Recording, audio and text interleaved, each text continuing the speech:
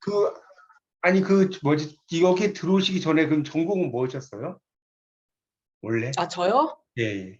저는 아, 경영학과를, 경영학을 예. 하셨어요? 그럼 약간 많이 좀 다른, 저는 이제 왜 여쭤봤냐면 이게 문학을 좀 전공을 하신 분은 저는 이제 원래 영문학 박사학위를 받고 이제 방송대 공부를 시작했는데 영문학을 하면 엄청나게 도움이 돼요. 국문학 공부에. 왜냐면 이 국문학의 거의 뭐 한 절반은 영문학에 이제 공부해 보시면 알겠지만 아니, 거의, 저도 영문과를 갈까 하다가 예. 그래도 글 쓰는데 조금 더 도움이 되지 음. 않을까 싶어가지고 그러니까 아니 잘하셨어요. 영문과를, 예. 경영도 나쁘진 않는데 이제 아무래도 이제 문학을 하신 것들이 좀 도움이 좀 음, 되시니까. 음, 예. 아, 배영두 대표님 들어오셨죠? 아, 뭐 사진이 너무 멋있으시네요. 예, 사진만. 예, 아주 젊을 때 지금 사진이시고. 아니, 뭐, 아니, 실물을 안 내놓으시고 왜 그러실지. 예. 예. 하여튼 아, 뭐, 다 아니 아는 존재예요, 아니 뭐. 실물도 이제 나오실 거예요. 아, 그래요? 춤을 췄어요. 자, 일단 수업을 좀 하죠. 이제 4페이지부터. 아유, 이제 부지런히 나가야 되니까.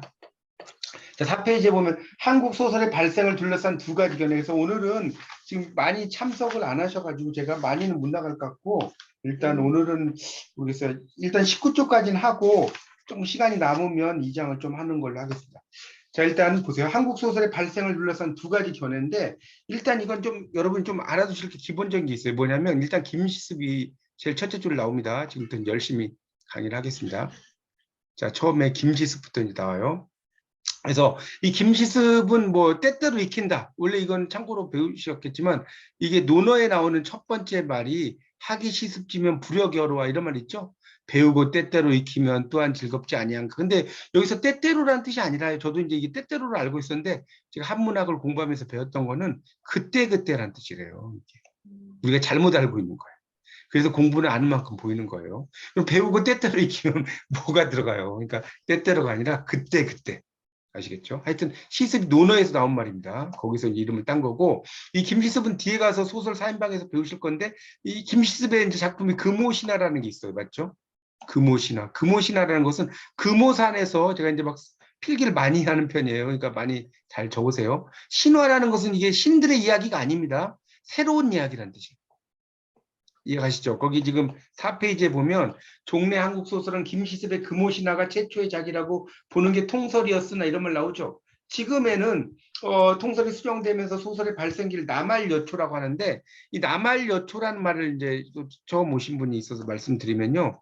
이제 이 문학에서 남할여초라는 것은 신라말 고려초를 줄여서 남할여초라고 합니다.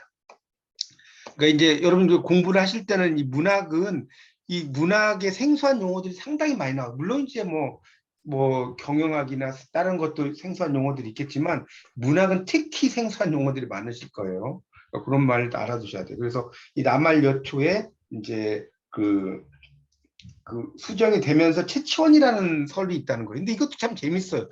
채치원이라는 것이 이제 이게 3학년 1학기까지는 금오신화가 최초의 한문 소설이다. 이건 알죠? 금오신화는 한글 소설이 아니에요. 김시습이 한문으로 쓴 소설인데 이 채치원이라고 하는 것을 과연 그러면 작가가 누구냐? 문학은 공부할 게 너무 많아. 작가가 누구냐? 채치원 전이니까 채치원이 썼을 것이다 라는 설이 있고요.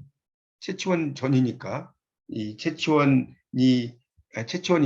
또는 채치원과 같은 육두품 출신의 작가들이 있었을 거다.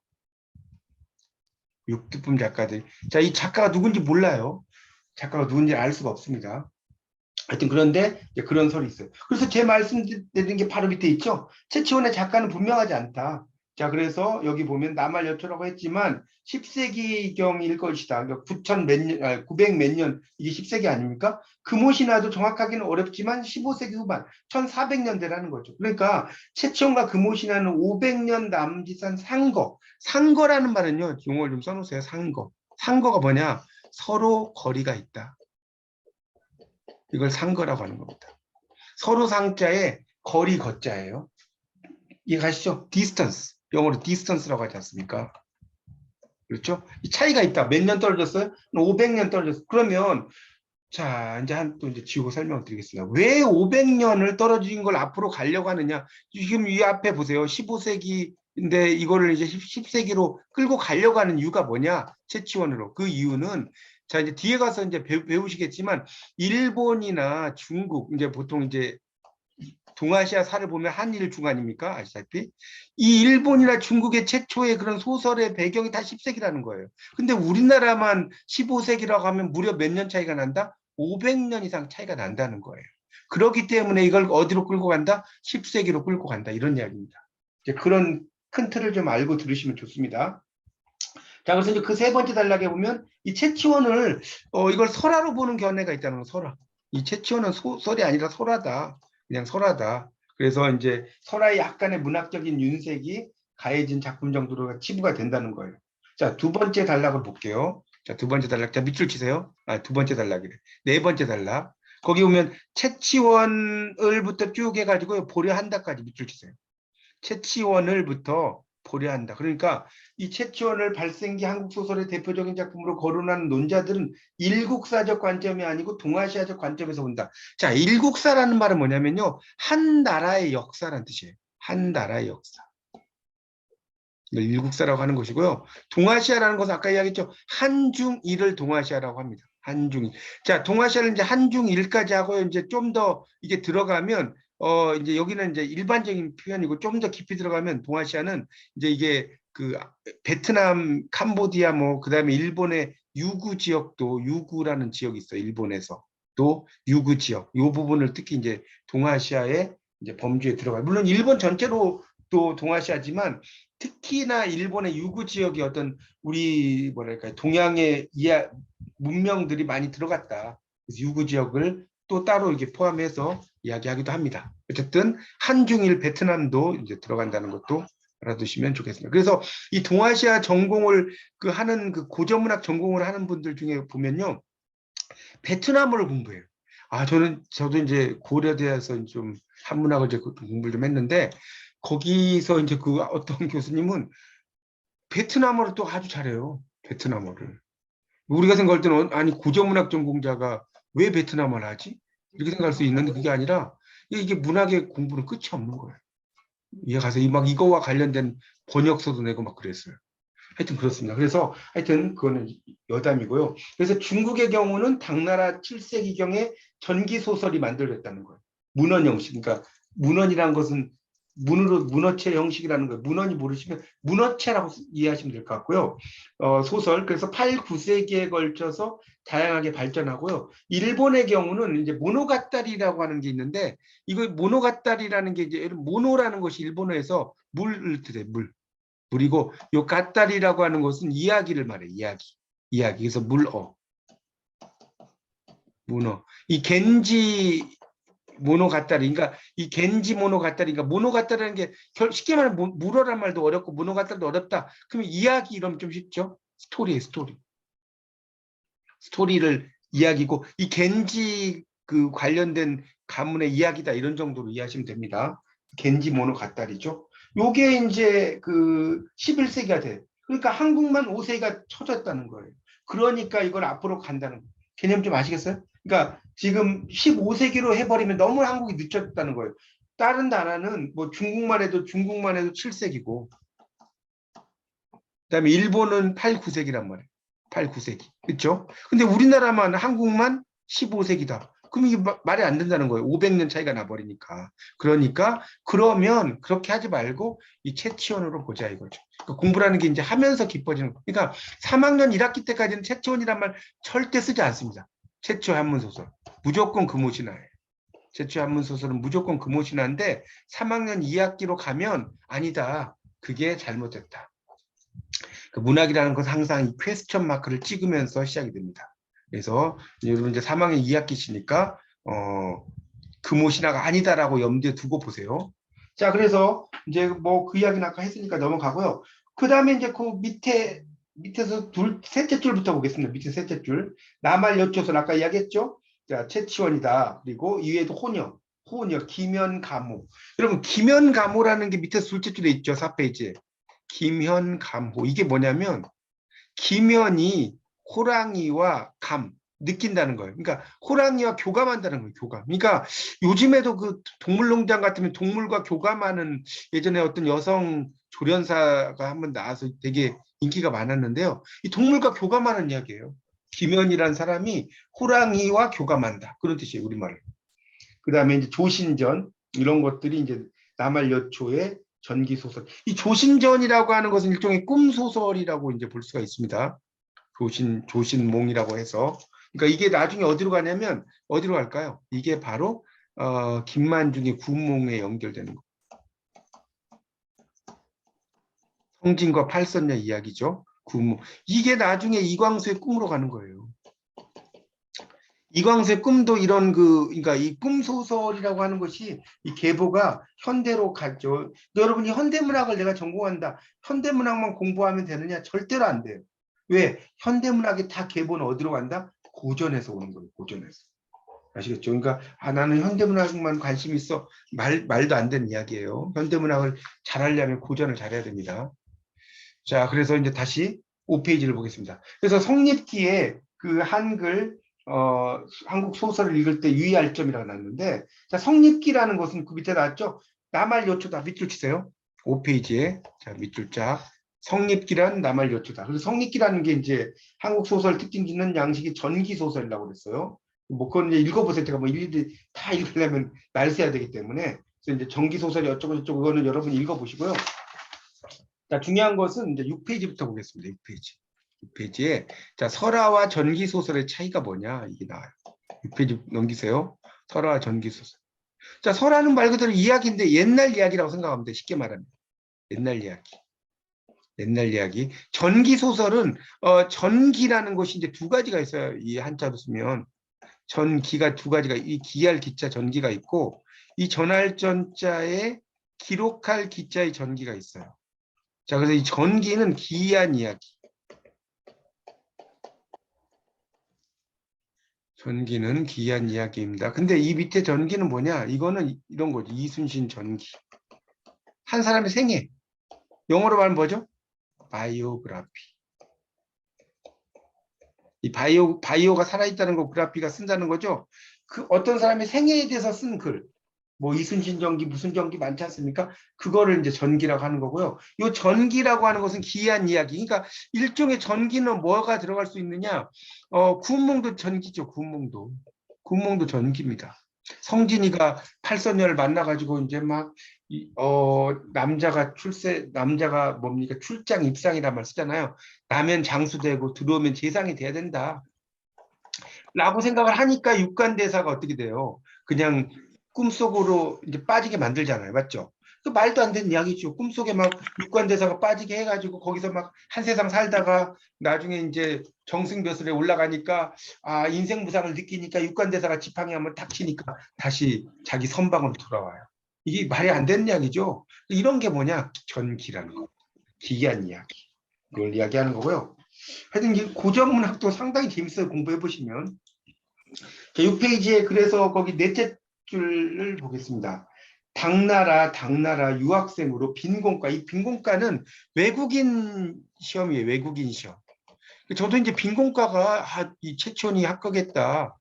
정말 똑똑한 사람인가. 이렇게 물론 똑똑하지 않다는 건 아니에요. 근데 이 빈곤과는 뭐냐면 외국인들만의 시험. 그러니까 쉽게 말하면 우리나라에 지금 대학교에 중국인 유학생들이 많이 왔을 거 아니에요. 중국인 유학생들을 모아서 그 사람들만 보는 시험이에요.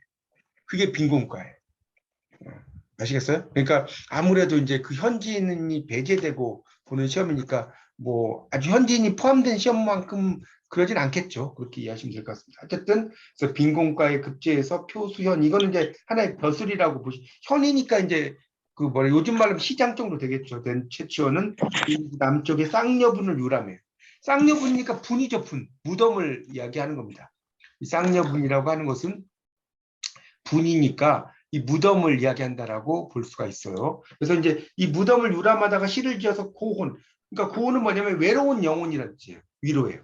밤이 되자 호련히 취금이라는 시녀가 나타나 쌍여분의 주인인 팔랑과 구랑이 그의 시에 화답해. 답시를 읽고 감동한 채치원은 두 여인을 만나고자 하는 뜻을 담아 시를 지어보네. 잠시 후 청춘의 하늘 품고 죽은 쌍둥이 처녀 원기와 만나 해포를 즐기고 가연, 아름다운 인연을 맺어요.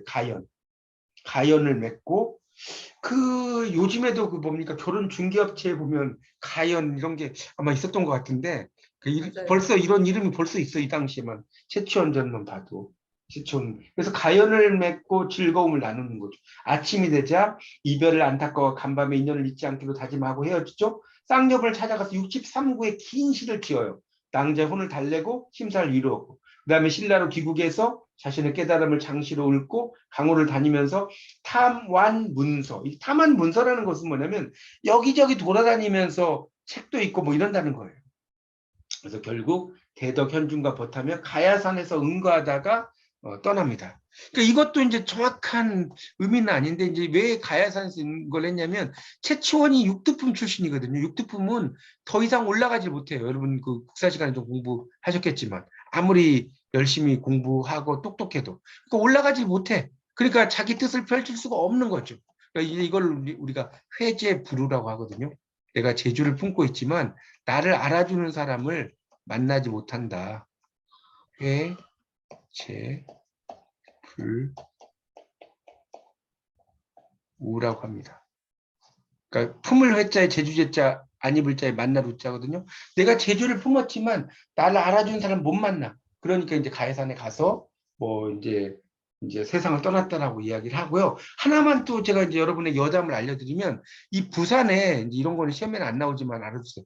해운대가 있어요. 해운대. 부산 해운대 모르시면 없죠. 근데 해운이라는 게 바다의 자에 구름 운자 아닙니까? 이게 뭐냐면 최치원의 호예요. 그러니까 해운대란 건 채치원이 머물렀던 곳 이런 뜻이에요. 그러니까 해운대는 많이 아시는데 해운대가 어떤 의미냐고 물어보면 대부분이 모릅니다. 참고로 알아두세요. 자, 그래서 이제 다시 그 6페이지 넘어와서 세 번째 단락. 채치원은 인물의 외면만 그린 게 아니라 내면 세계까지 그려졌다. 그러니까 이게 이제 밑줄 치세요. 이게 중요한 말이에요. 우선 다음에 채치원부터 쭉 해가지고 면모를 보여준다까지 세 줄, 밑줄. 아시겠죠? 채치원은 지금 여기 보면 내면까지 그렸다. 왜 내면을 그려야지만 이게 이제 결국은 소설의 의미가 된다는 거예요. 그런 이야기를 쓰는 겁니다. 그래서 소설이다. 그리고 채치원과 한 다섯째 줄 시간과 최종적 시간 사이의 질적 변화가 감지된다. 두 여인과 만남과 사랑을 계기로 채치원의 삶에 대한 인식이 바뀌어요. 삶에 대한 새로운 전환점이 돼요. 그렇죠? 그러니까 소설이든 이야기든 이래야지 이제 깨달음을 얻어야 되거든요. 우리가 비극이라는 것이 왜 중요하냐? 비극은 주인공이 이렇게 나락으로 떨어지죠. 이렇게. 이 주인공이 여기 있어요. 이게 주인공이에요. 자, 주인공이 이렇게 나락으로 떨어져. 자, 나락으로 떨어지면서 뭐가 되냐? 자, 레커니션이 되는 거. 자, 레커니션은 뭐냐? 깨달음이죠. 뭐 이제 좀 어려운 말로 각성이란 말 써요. 각성. 같은 말입니다. 자, 이런 나락에 떨어지면서 각성을 해야 돼. 주인공이 나락을 떨어졌는데 아무런 깨달음이 없어. 이거는 뭐 작품이 아니라고 할 수 없지만 의미 있는 작품이 될 수가 없어요. 자, 반드시 이 작품은 깨달음을 얻는 거. 이게 상당히 중요합니다. 자, 그래서 다시 이제 보면 이 채치원이 그런 그 질적 변화, 삶의 전환이 야기되고 또 미적 그 특징에서 전기 소설이다. 자, 작품 서두에서 여인 그 한자 여인입니다. 밑에 셋째 줄 나그네 여자예요. 여자. 자, 모르시면 여인 우먼이란 뜻이 아니고 우먼이 아니고 여인은 이거 영어로 하면 원더래요. 원더러. 나그네라는 게 방황하는 사람. 원더가 이게 방황한다는 뜻이거든요. 원더우먼이 그 방황하는 여인이란 뜻이에요. 우리말로 하면. 그래서 하여튼 원더러입니다. 원더러. 자, 다시 보면. 그래서 이제 이 나그네라는 뜻이고, 여기 보면 고관이에요. 고관. 한자에 좀 약하신 분은 음을 달아주세요. 고관. 그 고관이니까 외로운 집이란 뜻이죠. 외로운 집. 그래서 최초의 세계 내적인 상황이 고독하다. 이런 의미로 이제 쓰입니다. 저도 이제 그 박사 논문을 쓸 때 이 벨로우의 작품하고 도연명의 작품을 이렇게 비교를 했는데 이제 거기에서도 보면 이제 이 벨로우와 그 솔벨로의 허조그라는 작품이 있는데 허조그에도 보면 이 주인공이 처음에 이 루디빌 고옥에서 앉아 있어요. 주인공이 처음에 나중에 작품 끝에 또 루디빌 고옥이 앉는데 이 고옥이라는 것은 이제 외로운 집이라는 뜻이지만 결국은 이 허조구라는 주인공의 내면의 마음을 나타내거든요. 허조구의 어떤 내면의 마음. 이걸 나타내요. 그러니까 이거나 이 구간이나 이게 똑같은 거죠. 주인공의 내적 세계. 자, 넘어가서.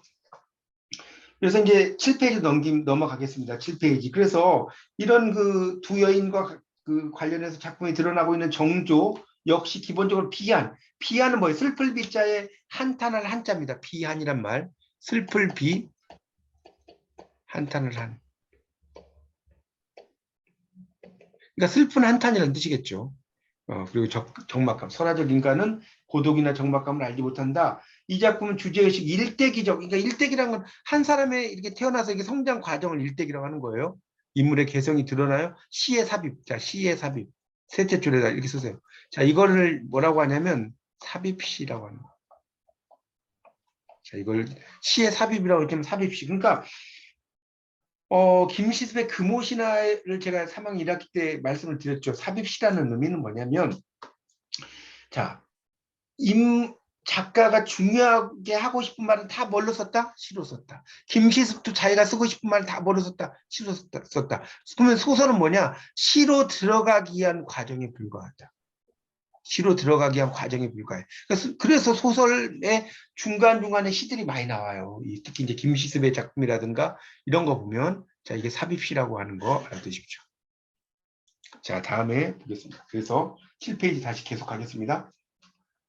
그래서 이제 그런 의식들이 있었다. 자, 채치원에 대해서 소설을 주장하는 것에 대한 반론도 있다. 자, 반론도 있다. 거기 보겠습니다. 두 번째 단락 7페이지입니다. 자, 전기 소설을 소설이라고 하기는 어렵다. 이런 주장은 이론적으로 수긍하기 어려울 뿐 아니라 자료 측면에서 검증될 것이라고 말하기 어렵다. 전기 소설이 소설에 속한다는 사실은 이제 거론할 필요가 없다. 그러니까 이렇게 주장도 하지만 전기 소설도 소설이라는 거예요.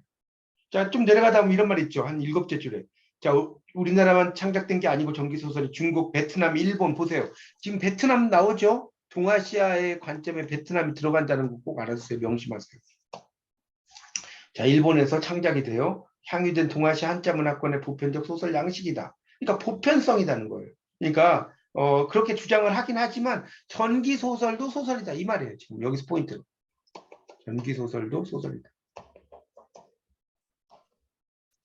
자, 이런 이야기고요. 그 다음 단락. 전기소설이 설화와 소설의 중간 형태다. 그러니까 뭔 소리냐면, 자, 여기에 설화라는 A집합이 있어요. 여기 소설이라는 B집합이 있어요. 자, 그러면 여기 정도가 전기소설이라는 거예요. 수학으로 말하자면. A집합과 B집합 사이에 교집합 정도가 된다는 거죠. 자, 그런데 전기소설은 설화를 모태로 소설로 성장한 면이 인정된다. 따라서 비록 앞에서 주로 설화와 차별성을 부각시키긴 했지만 설화의 관련성을 무시할 수 없다. 그래서 금오신화도 다 설화의 어떤 모태가 있다. 그러니까 그래서 전기소설을 동태적으로 파악하는 일은 동태적이라는 건 움직인다는 뜻입니다. 밑에 넷째 줄이요. 반대말은 뭘까요, 그러면? 정태적이에요.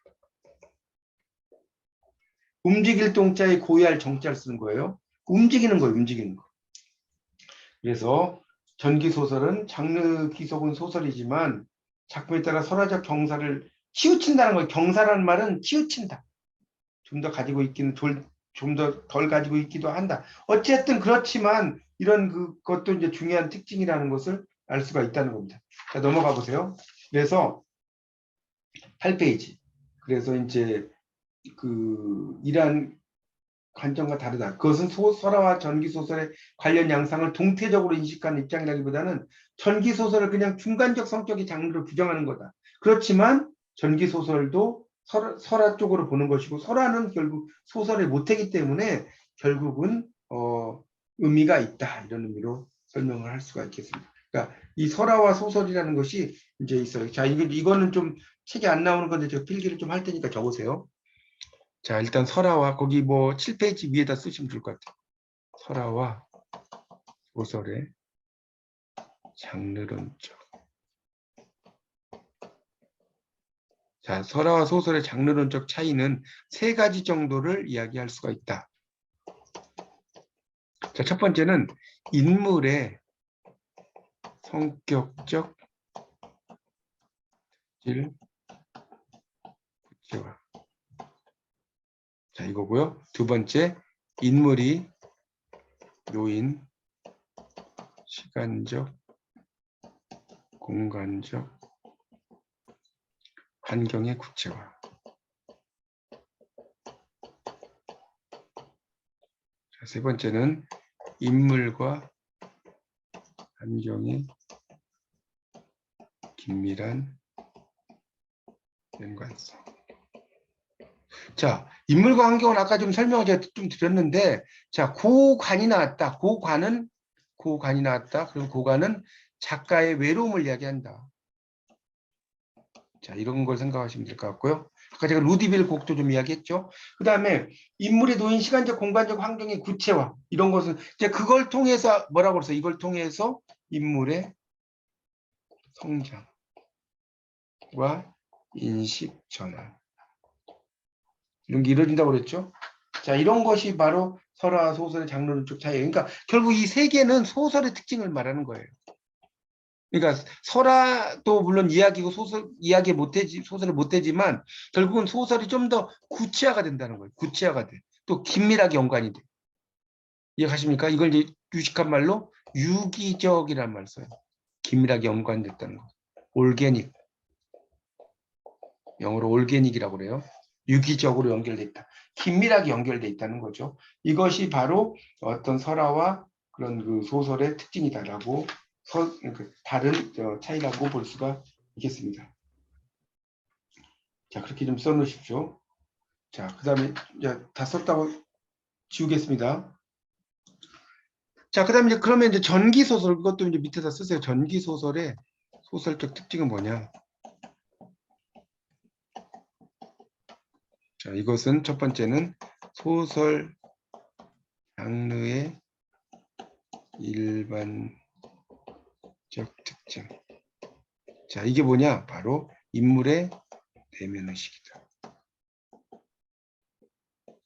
자, 이 내면의식이 나와야지. 설화에는 내면의식이 별로 없다는 거예요. 자, 두 번째는 이 창작의 목적의식이다. 이렇게 이해하시면 되겠습니다.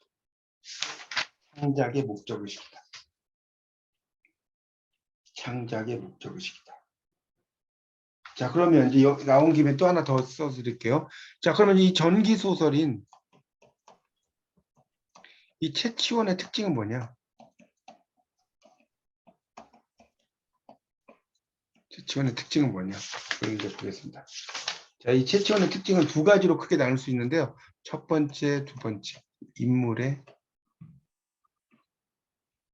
내면 세계 형성. 자, 두 번째, 고독한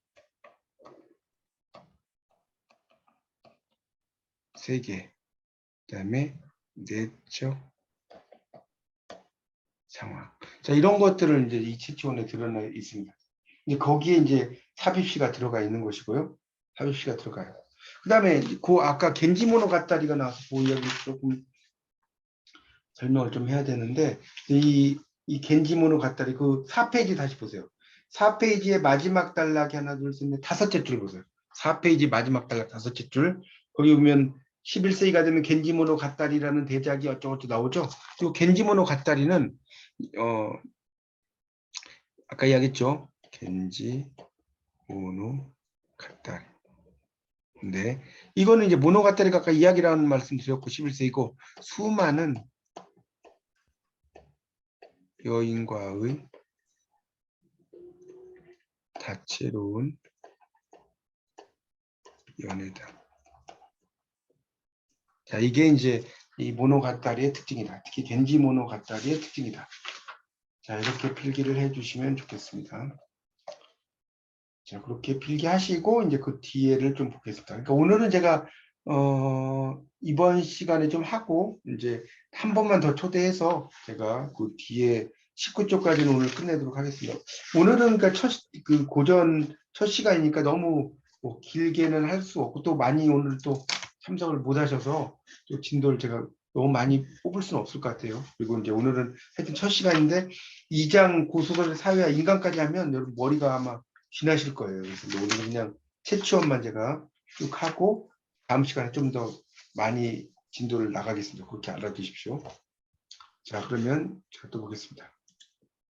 자, 이제 8페이지로 볼게요. 8페이지. 8페이지. 8페이지 1.4. 남말여초 전기소설의 창작상황. 아까 이야기했죠. 남말여초는 신라말 조선초다. 이걸 줄여서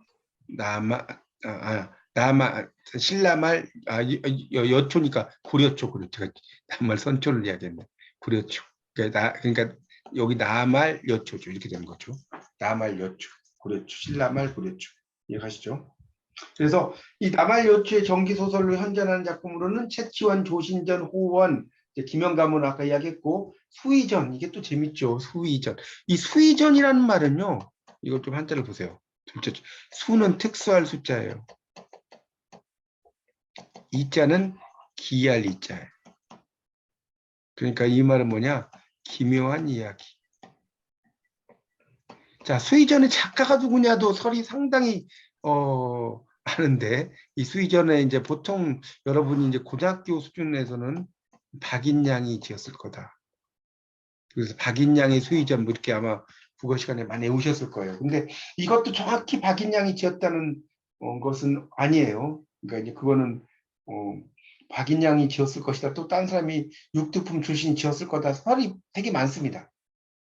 하여튼 그래서 이 수의전에 이제 있는데 일실됐어요. 잃어버렸다는 거예요. 조금씩. 그 몇 편의 글이 이제 일부 문헌에 실려지고 있는데 전기 소설로 추정된 수삽 성남. 그러니까 머리에 성남꽃을 꽂다는 거예요. 수삽 머리 숫자, 꽂을 삽자, 성남은 이제 성남꽃입니다. 그래서 이 작품은 대동운부 군옥이라는 백과사전에 해당하는 책에 실려 있는데 길이가 짤막해요. 원작이 실린 게 아니라 축약되었다는 견해가 있다. 하여튼 그래서 최초이나 후원의 경우 대동운부 군옥이 기사를 축약해 싣고 있음이 분명히 확인됐다. 그렇긴 하나 어쨌든 이 수삽 성남이 축약된 거라는 주장을 뒷받침하는 것은 될지언정 뭐 직접적인 증거는 아니다. 이게 이 문학을 공부하면 이 문제가 뭐냐면 다 옛날에 막 불타 없어지고 향가 같은 경우도 뭐 몇천 편 아마 있었을 거예요. 근데 막 전쟁으로 불타 없어져 가지고 고작 남은 게 30편도 안 돼요.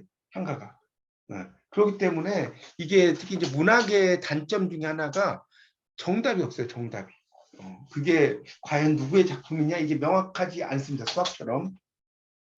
하여튼 그렇습니다. 그래서 그런 건 여담이시고 다시 이제 보겠습니다. 그래서 이 수삽 성남이 축약된 것이라는 주장을 뒷받침하는 방증은 될지언정 직접적인 증거는 아니다. 그래서 이 수삽 성남이라고 하는 경우 작품이 이제 밑에 나오죠. 밑에서 둘째 줄 반드시 전기소설의 축약 형태가 아니라 골격 위주의 짤막한 설화적 이야기를 그대로 혹은 거의 그대로 실어놓은 것이라고 볼 여지도 없지 않은 것이다. 그러니까 이게 수삽 성남이 그냥 대충 그 뼈대만 쓴 거냐 아니면 정말 그 작품이 그대로 뭐 들어온 거냐 이거는 아직도 모르겠다 그런 이야기예요. 쉽게 말하면 그냥 쓰는 거고요. 뭐 그렇게 중요한 내용은 아니에요.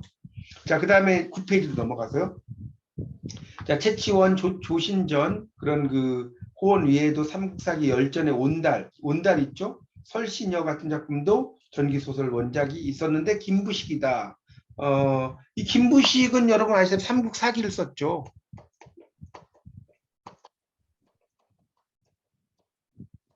이련이 뭐예요? 삼국유사를 지었죠. 이련은 삼국유사. 삼국유사라는 말은 뭐냐면 삼국사기에 빠진 것을 기록했다 이런 뜻이에요. 유사란 말이에요. 삼국사기에 빠진 걸 기록한 걸 이제 삼국유사라고 하는데 이거는 일종의 정사라고 하죠. 정사. 이건 야사라고 하죠. 야사.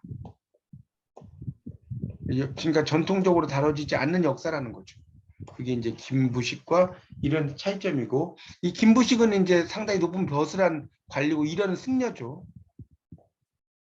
승려가 지은 게 삼국유사인데 여기에 이제 향가라든가 이런 게 실려 있기 때문에요. 삼국사기보다 삼국유사를 여러분 특히 국문학을 공부하시면 필수적으로 읽어야 될 책이 바로 삼국유사입니다. 삼국사기는 뭐 안 읽으셔도 돼요. 근데 삼국유사는 필수적으로 읽으셔야 돼요.